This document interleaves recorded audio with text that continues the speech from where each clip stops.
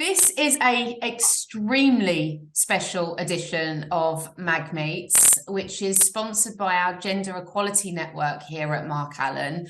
We are talking about menopause. So I have two incredibly amazing ladies here with me today. Natalie Valios from Community Care and Lizzie Canetta, our HR director, who are amazing and are going to talk to us all about what's going on with them at the moment, because they are actually going through the menopause. So we're going to actually hear what it's like, hear some truths and what we can do to support our colleagues, what we can do to support our family and friends. So this is a very special edition of Mag Meets Menopause, sponsored by the Gender Equality Network. We are talking about this topic in particular because as a company, we have just changed some of the policies to be more supportive within our business, because this is something that's very real for our employees. And if it's okay with you, Lizzie, would you just share your story and why you wanted to talk to us today? Yeah, sure. So I think one of the reasons for sharing is it is about awareness, and just to make everybody aware of what us as women go through the menopause, and just having that understanding from an outsider's perspective. And I'm sure that everybody will come in contact with somebody that is going through the menopause, whether it's their own mother, grandmother, aunts, family friends, just friends. So, and just to make it not a taboo subject, is that it's a very, well, I say natural, it feels very unnatural, but it is a very natural thing that happens to women and takes up, there's no time on it. I mean, it could be, a couple of years, it could be 10 years, it could be longer. And it's wearing. So yeah, I started getting symptoms in 2018, and it was exactly when I hit 50. It was almost like somebody hit a switch. And at first, I mean, they were, it was more of the sweats, and hot flushes, which I actually thought was anxiety and stress, because I was actually getting married that year. So I was doing a lot around my wedding. But then obviously once the wedding passed and things started to return to normality, yeah, the hot flushes remained. My period started to be less and less and more infrequent. So the warning signs were there. And then it really hit during lockdown, which in some respects was a blessing, because it meant that I wasn't in the office, I wasn't around people, and kind of got me adapted to, when the symptoms are worse. But yeah, they're still there 4 years on. They're not subsiding. And yeah, I mean, I think I'm quite lucky. Natalie and I spoke yesterday, and I don't have it as extreme as Natalie. But mine is hot flushes during the day. The night sweats are incredibly bad for me. So I'm averaging about 4 hours sleep a night, which is just exhausting, and then has a knock-on effect during the day. I'm starting to get a bit of joint pain in my hands, which means I can't, open cans, jars. It's quite difficult. And the brain fog. So, my biggest thing is the lack of sleep. The night sweats. The day sweats, I just have a little bit of fan. So if you ever see me fanning myself, I'm going through a hot sweat. But it's the lack of sleep and the brain fog that really impacts me doing my job to the best of my ability, and how I felt that I used to perform it pre-2018. So well, that's a brief summary. You're my boss, and I think you're incredible in the respect that, the way you are, working through that, you are an inspiration. And Natalie, if you'd be so kind to share some of the symptoms that you're experiencing and your story. Yeah, so similarly to Lizzie, I hit 50 in 2019, and I was on the contraceptive pill at the time, and you have to come off it when you're 50. And I realised while I was on the pill in the sort of 2018 that I was perimenopausal, because things were changing with my periods. What I hadn't realised was that the pill had completely masked the fact that I'd gone through the menopause. So I came off the pill, and never had another period. I literally free falled straight into menopause. And I think that's probably why my symptoms were so extreme. So I started off with hot flushes and night sweats like Lizzie, but quite quickly developed severe joint pain to the point where it was hard to walk up and down the stairs at home. And I also had tingling and pins and needles in all my limbs. So my GP actually referred me to a neurologist because I had to be checked out for things like MS. They had to rule out all neurological conditions before they could put it down to the menopause. So that was incredibly stressful because you're waiting for, results to know whether you got something really quite serious. Wow. And as well as that, I've had all the things like dry skin, poor sleep like Lizzie. I can't remember the last time I woke up refreshed in the last 3 years. And that has an accumulative effect on you. The lack of energy compared to how I used to be 2018. And I feel lucky now I've listened to Lizzie say that, because she got married during it. I actually got married in 2018. So I just had that year where I was still on the pill and okay. So I don't know how I would have coped getting married in the year that I free-falled into the menopause. I had and still continue to have a racing heart during the night sometimes. I'm quite an anxious person anyway, but my anxiety is absolutely rampant now, particularly in the last few months, because my IBS, which I've had for about 20 years, has got significantly worse in the last few months. And I've been told that's because of the menopause as well. So I went to my GP a couple of weeks ago, and she's actually just referred me to Time to Talk for CBT to try and help with my anxiety and IBS. And dealing with anxiety and IBS in the workplace is really difficult. Tough. Having an IBS attack at work is not pleasant. You just want to be in the comfort of your own home. Being anxious isn't nice. Being knackered to do your commute isn't nice. I the same as Lizzie, lockdown I felt saved me very selfishly, considering what so many people went through. I just found myself sobbing at my desk in January 2020 because I just couldn't cope anymore. I couldn't cope with the commute, the tiredness, the pain, the not knowing what was going on, because at that time it hadn't been put down to the menopause. My husband will agree that I've been incredibly irritable with very bad mood swings. And emotionally, I've just felt very flat, just low, flat, no sort of joy, and tearful a lot of the time. And HRT has been amazing. It has got on top of a lot of those symptoms, but there are still the anxiety, the IBS, poor sleep pattern. I have a dry mouth with a metallic taste a lot of the time, which is really unpleasant. And I've been told that my body doesn't absorb hormones very well. So actually in March this year, I ended up in hospital having a general anaesthetic to have a hysteroscopy because I'd been bleeding. And if you start bleeding a year after not having periods, it can be cancer. So that's what I went through this March, being tested to see if I had cancer. And it turned out it was just because I wasn't absorbing the progesterone properly. So they've had to increase my HRT. And now I've just been told that I'm not absorbing the estrogen well. So I'm having that increased as well. And every time you have your HRT tweaked, all those hormones are going into your body. So it affects you again. So I'm on my 3rd year of HRT and I'm still having it tweaked to get it right, to try and help my symptoms. So you just feel like sometimes you go 2 steps forwards and then another step back again, and it can leave you feeling really low, basically. Wow.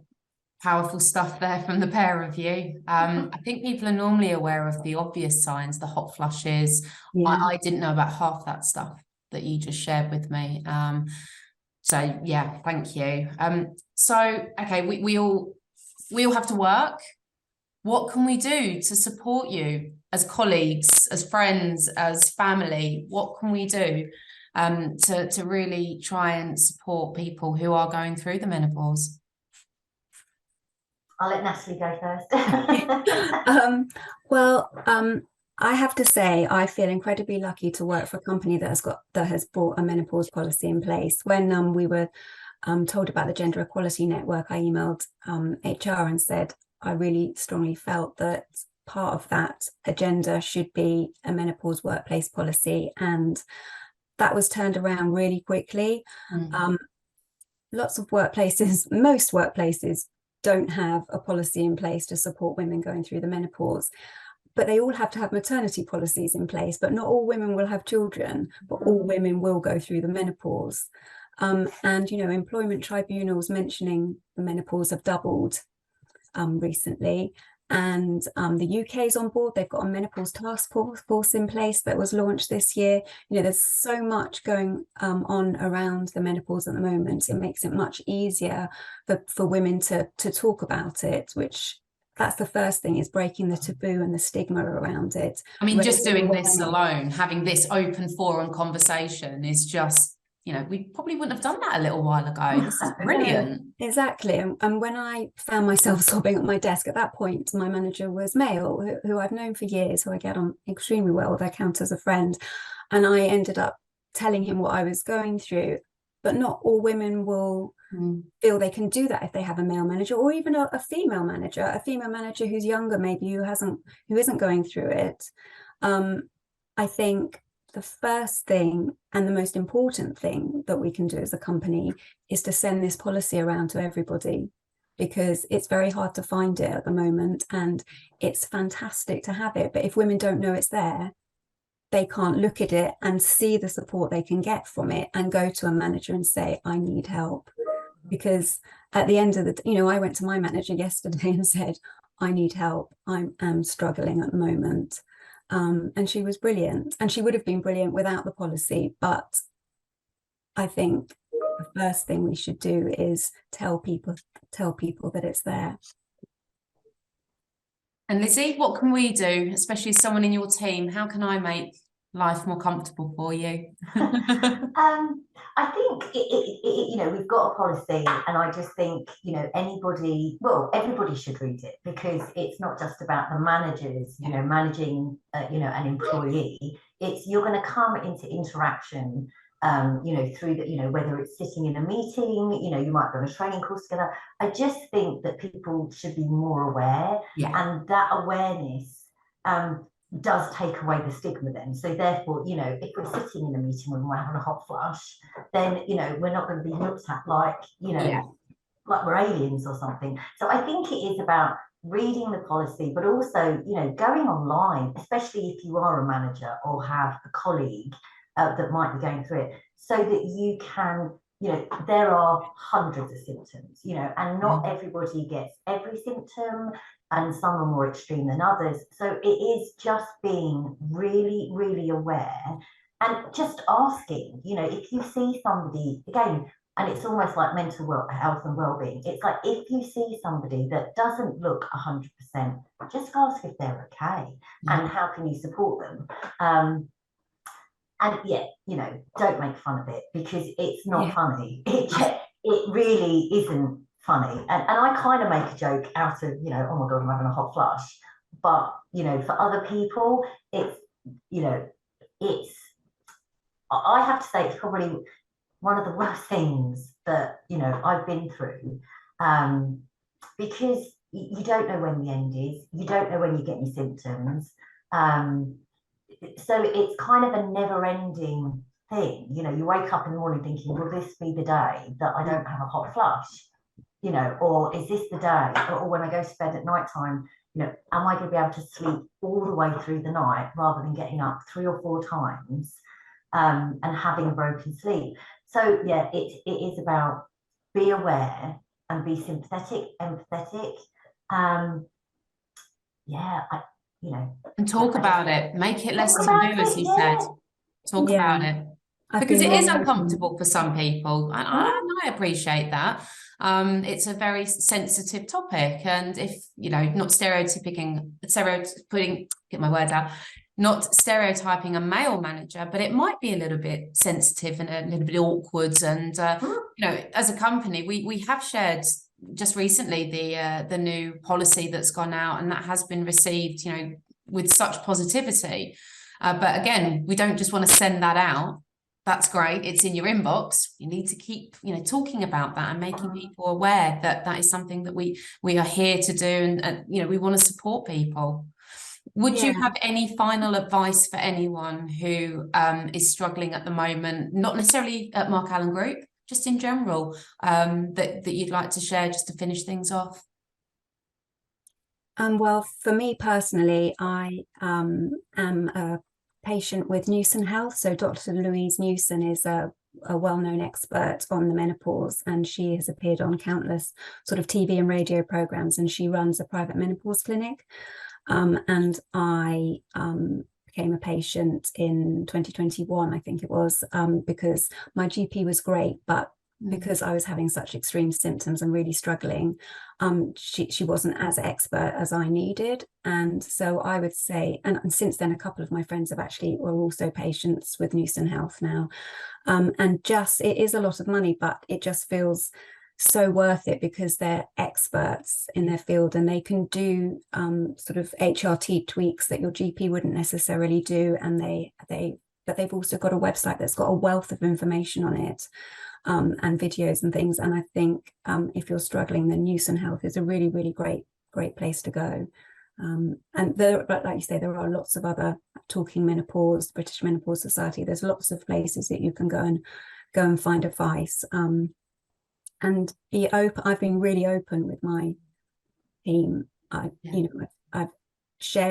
actually just done a podcast for community care informed adults and informed children around menopause in the workplace in the social care sector, and I had to do a little presentation of the team about it, and in that I spoke about my symptoms. So I thought I need to be open with everyone about what I'm going through, so they know if I'm sat at my desk looking miserable, why that is, or and like Lizzie said, I'm so sick of it being the butt of jokes because it isn't funny, but I don't want it to be a taboo or a stigma anymore. Why should we feel embarrassed to talk about it? Yeah. Why should we be made to feel awkward or embarrassed? We should just be able to say how we're feeling and know that we've got the support there. And I feel I have got that at work and at Meg. Any final thoughts from you, Lizzie? I just think, don't be frightened to talk about it. It is, if you are feeling, I don't know, if you've got any of the feelings, the emotions, the physical side effects, is, you don't have to go through it alone. So many celebrities, over the last couple of years have really come to the forefront with this. And I just think, I'm glad in some respects that I'm going through it now, when there is so much support available online, Instagram, etc., is that, I'm not sitting here thinking, oh my God, should I bother my GP? Oh my God. It's, it is like a hot topic amongst women at the moment. And I just think we should keep that momentum going however we can.